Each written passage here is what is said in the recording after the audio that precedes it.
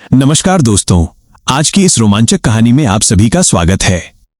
मैं जहां काम करता था वहां मैडम के अलावा और कोई नहीं रहता था।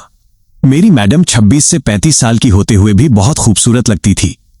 उसे देखकर ऐसा लगता था जैसे वो अभी 20 साल की ही है, क्योंकि खूबसूरती के कारण वो हमेशा एक जवान लड़की की तरह ही दिखती थी। मुझे वो अच्छी लगने लगी थी। एक दिन मैं रूम में साफ सफाई कर रहा था, तभी मैडम बाथरूम से नहाकर बाहर आई और अचानक पैर फिसलने से वो गिर गई। उस वक्त वो सिर्फ तौलिया में ही थी, लेकिन गिरने के कारण उनके हाथ से तौलिया छूट गया और वो अब वैसी हालत में थी। इससे पहले मैंने इस हालत में किसी भी लड़की को नहीं देखा था। उन्हें देखकर मेरे अंदर के जज्बात भड़कने लगा। मेरी निगाह उनके उस अंग पर जाकर टिक गई। उसे देख मेरे तन में आग सी लग गई। फिर मैंने मैडम को अपने बाहों में उठाया और कमरे में लेकर चला गया। मैडम के इस स्पर्श से मेरे पूरे बदन में करंट सा लग गया। अब वो भी बेकाबू हो रही थी। मेरा नाम आकाश है और मैं अभी 23 साल का एक हट्टा कट्टा नौजवान हूं। हम 2 भाई बहन अपनी मां के साथ एक छोटे से गांव में रहते थे। मेरे पिताजी की अभी 4 साल पहले ही मौत हो गई थी। तब से मेरी मां ने हम दोनों भाई बहन को अकेली ही पाला पसा। मेरा बाप बहुत गरीब था, जिसकी वजह से उनका सही इलाज नहीं हो पाया और वो चल बसे। मेरी मां ने दूसरे के घरों में काम करके हमें किसी तरह से पाल पस कर बड़ा किया, लेकिन गरीबी के कारण मुझे वो पढ़ा नहीं सकी। बस गांव के स्कूल में ही थोड़ा बहुत पढ़ाई किया था, लेकिन मैं अपनी छोटी बहन को पढ़ाना चाहता था, इसलिए मैंने काम पर जाना शुरू कर दिया था। वक्त के साथ मां की तबीयत अब खराब रहने लगी थी, लेकिन फिर भी मां जबरदस्ती काम करने जाती थी। मैं बार बार मां से कहता कि तुम घर पर ही रहा करो ताकि तुम्हें कुछ आराम मिले, लेकिन वो कहती कि अगर मैं घर पर रहूंगी तो पैसे कहां से आएंगे। मां की बात सुनकर मुझे बहुत बुरा लगता था, लेकिन घर की हालत ही ऐसी थी कि मैं भी ज्यादा जोर नहीं दे सकता था। मैं भी रोज अपने दोस्तों के साथ काम पर जाता था, लेकिन जितने पैसे मुझे मिल रहे थे उतने में तो घर खर्च भी नहीं चल सकता था। इसलिए मैंने फैसला किया कि मैं शहर जाकर काम करूंगा। फिर मैंने अपनी माँ को ये बात बताई तो माँ ने मुझे शहर जाने की मंजूरी दे दी। 2-3 दिन के बाद ही मैं अपना सामान बांधकर शहर के लिए निकल गया। शहर पहुंचकर मैंने काम ढूंढना शुरू कर दिया, लेकिन मैं ज्यादा पढ़ा लिखा नहीं था, इसलिए मुझे अच्छी नौकरी नहीं मिल रही थी। इसी तरह भटकते भटकते मुझे कई दिन हो गए। अभी तक मुझे कोई भी काम नहीं मिला था। घर से लाए हुए पैसे भी धीरे धीरे खत्म होने वाले थे। मैं ऐसे ही उदास होकर बाजार में बैठा हुआ था, तभी मुझे किसी ने पीछे से आवाज लगाई। जब मैंने पलटकर देखा तब एक सुंदर सी औरत मुझे आवाज लगा रही थी। मैं उस औरत के पास गया। वो मुझसे मेरा नाम पूछने लगी और कहने लगी कि मैं देख रही हूँ कि तुम कई दिनों से यहाँ वहाँ घूम रहे हो, क्या तुम्हें कोई काम चाहिए? उनकी बात पर मैंने कहा, जी, मेरा नाम आकाश है और मैं गांव से इतनी दूर काम के लिए ही आया हूँ, लेकिन मुझे कोई काम नहीं मिल रहा है। वो औरत यही कोई 27 से 28 साल की लग रही थी, लेकिन उसकी चेहरे पर मासूमियत झलक रही थी। वो देखने में एकदम कमाल की लग रही थी। तभी उसने कहा कि अगर तुम काम करना चाहते हो तो मेरे घर आ जाओ, मैं तुम्हें अपने घर काम दे दूंगी। मैंने कहा, जी, मुझे तो काम करना ही है। फिर मुझे वो अपने साथ लेकर अपने घर चली गई। घर पहुंचने के बाद मैंने देखा कि उनका घर काफी अच्छा और थोड़ा बड़ा बना हुआ था।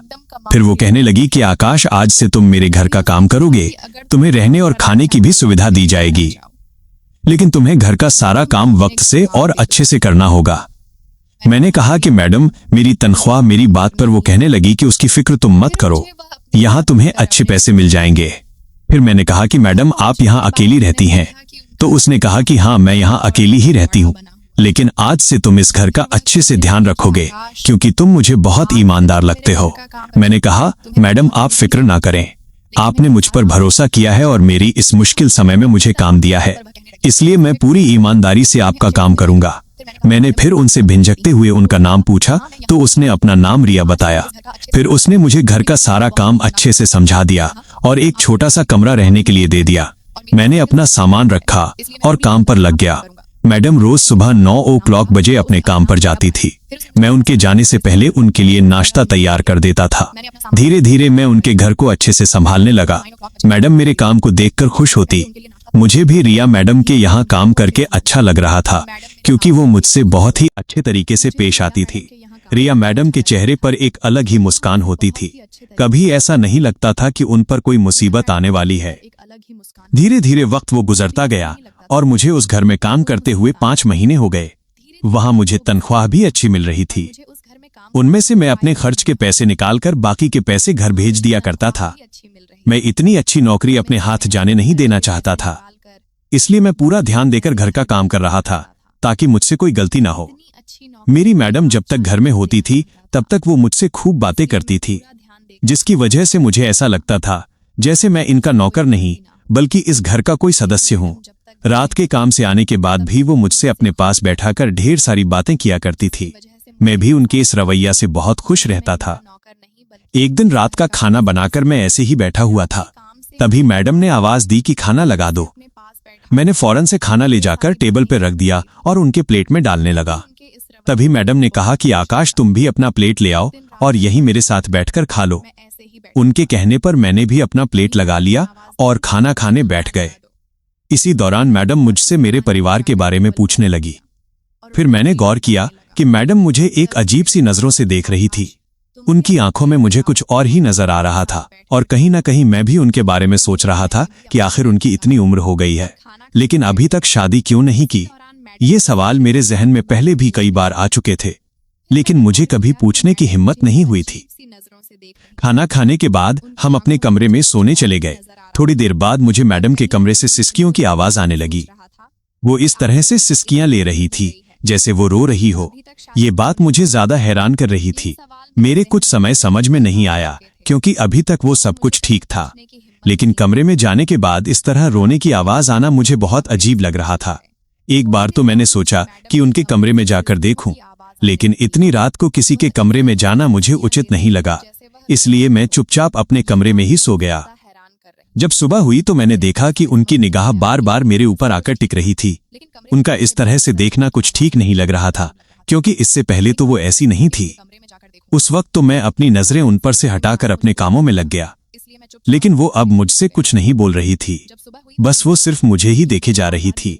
फिर वह नहाने के लिए बाथरूम चली गई। मैं भी बाहर आंगन में पोछा मारने लगा। कुछ ही देर में वो नहाकर बाथरूम से बाहर आई। तभी उनका पैर फिसल गया और वो गिर गई। मैंने अभी अभी पोछा मारा था, शायद इसी की वजह से इनका पैर फिसल गया। उस वक्त वो केवल तौलिया में ही थी, जिसे देखकर मुझे बहुत अजीब लग रहा था। उसका गोरा बदन मुझे मद्दोश कर रहा था, लेकिन वो मेरी मालकिन थी और मुसीबत में मुझे काम दी थी, इसलिए फौरन से अपनी निगाह उसके बदन पर से हटाया और दौड़कर उनको उठाने लगा। जैसे ही मैंने उसका हाथ पकड़कर उठाया तो वो कहने लगी कि मुझे कमरे तक छोड़ दो।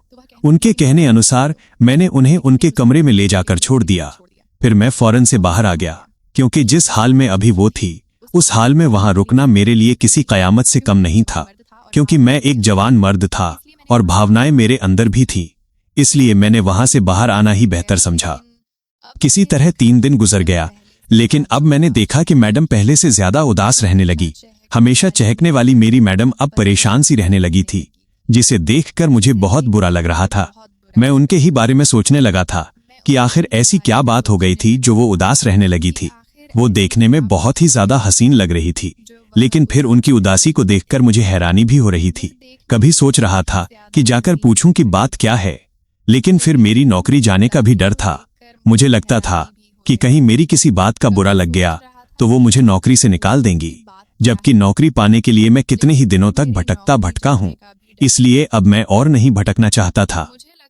मैं अपने बिस्तर पर लेटे ये सब सोच रहा था, तभी फिर से मुझे मैडम की सिसकियां भरी रोने की आवाज सुनाई देने लगी। मैं फिर से उसको सुनकर परेशान होने लगा। फिर मैंने फैसला किया कि अब चाहे जो हो मैं उससे ये बात जानकर ही रहूंगी। मैं अपने कमरे से निकलकर मैडम के कमरे के पास पहुंच गया और उनका दरवाजा खटखटाने लगा, लेकिन जैसे ही मैंने दरवाजा खटखटाया तो वो आवाज आना बंद हो गया। लेकिन मैं दरवाजे पर ही खड़ा रहा। थोड़ी देर वहां खड़ा रहने के बाद जब दरवाजा नहीं खुला तो मैं अपने कमरे में आकर सो गया। जब सुबह हुई तो मैं फिर से अपने कामों में व्यस्त हो गया, लेकिन आज भी मैडम के चेहरे पर वही उदासी झलक रही थी। जब मुझसे रहा नहीं गया तो मैंने आज उनसे पूछ लिया कि आखिर बात क्या है। मैं कई दिनों से देख रहा हूं कि आप बहुत परेशान रह रही हैं। पहले तो आप ऐसी नहीं थी, अचानक ऐसा क्या हो गया है। मेरी बात को सुनकर वो मुझसे कहने लगी, आकाश, तुम ये सब जानकर क्या करोगे।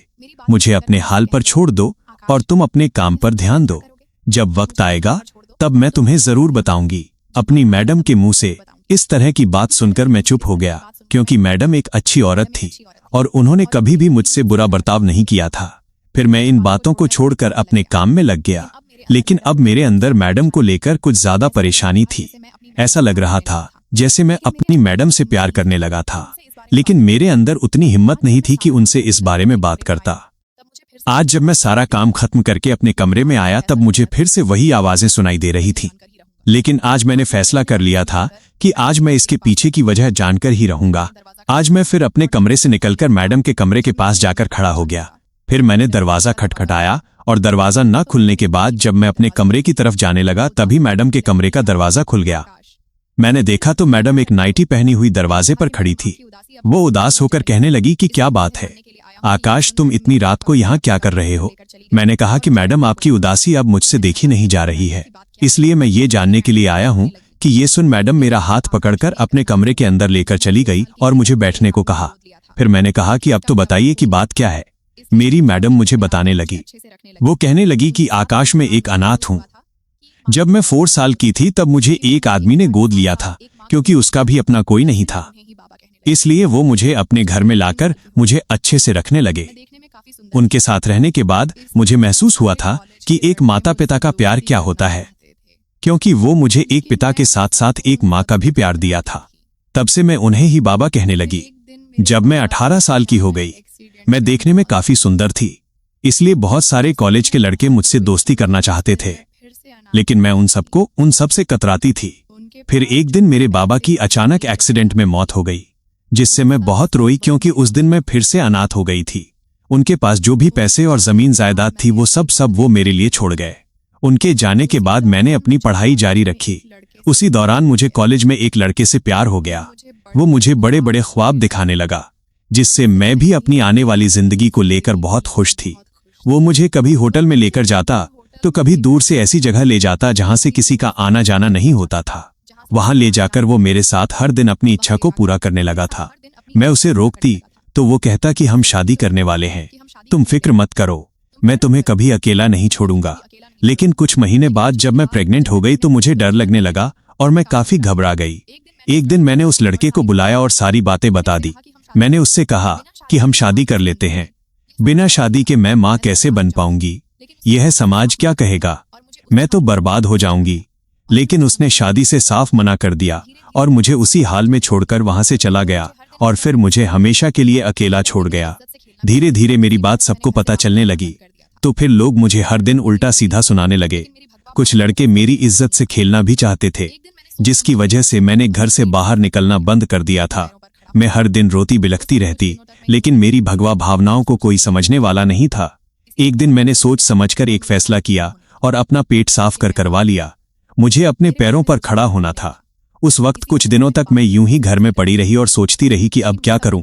इसी तरह वक्त गुजरता गया और मेरी शादी की उम्र होने लगी, लेकिन मैं अनाथ थी। मेरे बारे में सोचने वाला कोई नहीं था। इसी वजह से मैंने बाहर लड़कों से दोस्ती करनी शुरू कर दी, लेकिन वे सब भी मेरे शरीर के ही भूखे थे। वो सब मेरा इस्तेमाल करते थे। जब मैंने शादी की बात चलाई तो बचलन लड़की कहकर सब ने शादी से इनकार कर दिया। अपनी इसी हालत की वजह से मैं टूटती चली गई। फिर मैंने फैसला किया कि मैं उस शहर को छोड़कर दूसरे शहर में चली जाऊंगी और एक दिन वहां से यहाँ आ गई। यहाँ आने के बाद मैं एक कंपनी में पार्ट टाइम काम करने लगी और बाकी के समय में अपनी आगे की पढ़ाई करनी शुरू कर दी।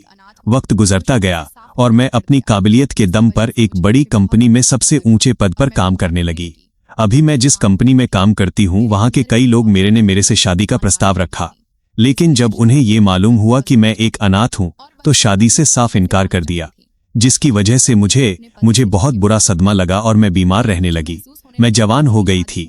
मेरे अंदर भी एक औरत की भावनाएं उफान मारने लगी थी।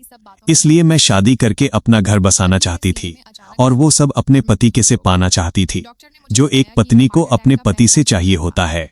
लेकिन मुझे महसूस होने लगा कि मेरी शादी होना अब बहुत मुश्किल है। एक दिन मैं ऑफिस में बैठी इन्हीं सब बातों के बारे में सोच रही थी, तभी मेरे सीने में अचानक दर्द हुआ और मैं बेहोश हो गई।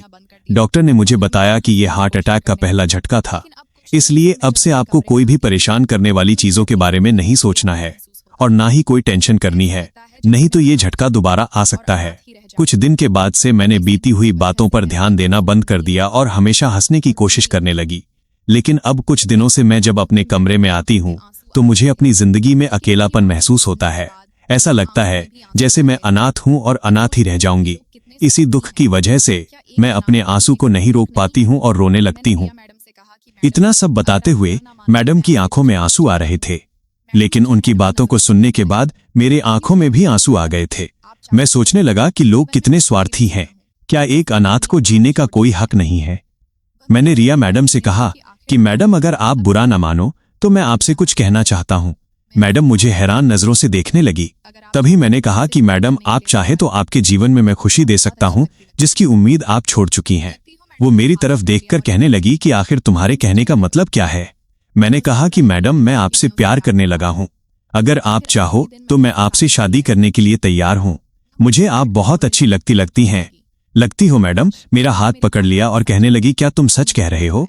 मैंने उसे पूरा यकीन दिलाया कि मैं उसे प्यार करता हूं, और फिर अगले ही दिन मैंने उसके साथ शादी कर ली। वो मुझसे लिपट कर रोने लगी और कहने लगी, आकाश, तुमने मेरी भावनाओं को समझा और मुझे अपना बनाया। तुमने मुझे एक नई जिंदगी दी जिससे आज मैं बहुत ही ज्यादा खुश हूं। मैंने कहा कि मैं गरीब जरूर हूं, लेकिन मैं औरत की भावनाओं का सम्मान करता हूं। फिर जब शादी के बाद हमारी सुहागरात थी तो मैंने रिया से कहा कि मैं चाहता हूं कि उसकी शुरुआत तुम करो, क्योंकि मैं तुम्हें खुश देखना चाहता हूं। फिर रिया ने मेरा हाथ पकड़ा और मुझे लेकर कमरे में चली गई। उस रात हमने जमकर प्यार किया। हम दो जिसमें एक जान हो गए थे। जब सुबह हुई तो मैंने देखा कि मेरी पत्नी रिया के चेहरे पर फिर से वही मुस्कान झलक रही थी, जिसे देखकर मुझे बहुत अच्छा लग रहा था। फिर रिया ने मुझसे कहा कि तुम अपने परिवार को सब कुछ बताकर यहाँ ले आओ, ताकि मैं पूरे परिवार के साथ ही यहाँ पर रहूं। इसलिए मैं अपने गांव जाकर अपनी माँ को सब कुछ सच बताकर उन्हें यहाँ ले आया। अब हम सब लोग यहाँ खुशी खुशी रहते हैं। तो दोस्तों, ये थी आज की कहानी। कैसी लगी कमेंट बॉक्स में कमेंट कर अपनी राय जरूर दें। अगर अच्छी लगी हो तो वीडियो को लाइक और शेयर कर दीजिए, और हमारे इस चैनल क्राइम वार्ता को भी सब्सक्राइब कर लीजिए। तब तक के लिए जय हिंद, जय भारत, धन्यवाद।